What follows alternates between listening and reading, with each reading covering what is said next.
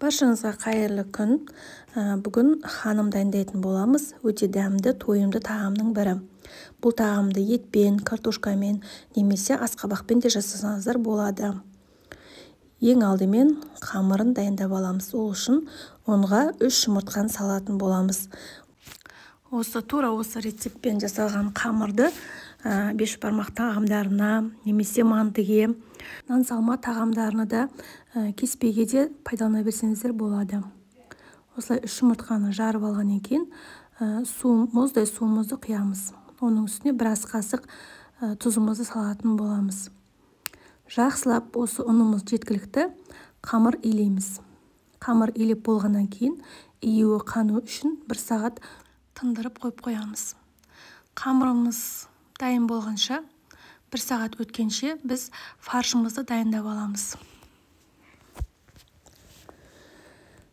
Фаршымызға мен картошка, пияз, фарш үшеуімен жасадым. Басқа да асқабақтар қоса берсеңіздер болады. Барлық заттар тізімін описание бөліміне жазып қойдым. Сол жерден қарасаңыздар болады. Осылай майда қып бірінші пиязымызды турап аламыз. Одан кейін картошкаларымызды теркадан өткізетін боламыз. Дайын болғаннан кейін бір-біріне қосып үстіне фарш саламыз. Одан кейін тұз, өзіңіз қалағандай приправа, қара бұрыш, қызыл бұрыш қоссаңыздар болады. Қамырымыз жайып алғанша бұны араластырмай шетке қойып қоямыз, суы шығып кетпеу үшін. Қамырымыз дайын болды. Енді осы қамырды 4 бөлікке бөліп жаятын боламыз. Менің арнама тіркелмесеңіздер, тіркеліп лайк басып, подписаться батырмасын басып қойыңыздар. Қамырымыз қатты емес, жұмсарып қалған, 1 сағат тұрып илеуі қанған. Осылайынан айналдыра отырып, екі жағын жаямыз.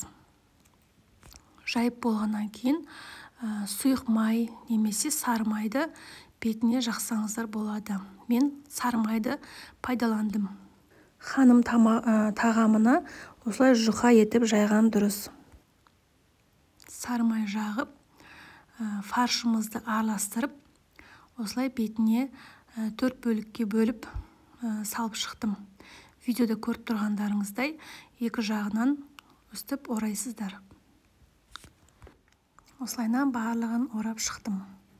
Менің арнамда тағы да ыстық тағамдар, пирогтар, торттар, булочкалар бар. Кіріп көрсеңіздер болады. Дайын болған қамырымызды мантоварканың листіне салатын боламыз. Майлаймыз немесе осылай фольга қойып, оңай алыну үшін осылай қойсаңыздар да болады. Мантоваркаларыңыз биік болса, осылай қойып шығыңыздар. Егерде аласа болса, олай қоймаңыздар. Дайын болған ханымды 45 минутқа пісіріп аламыз. Осылай дайын болды. Баршаңызға ас болсын. Менімен болғандарыңызға рахмет.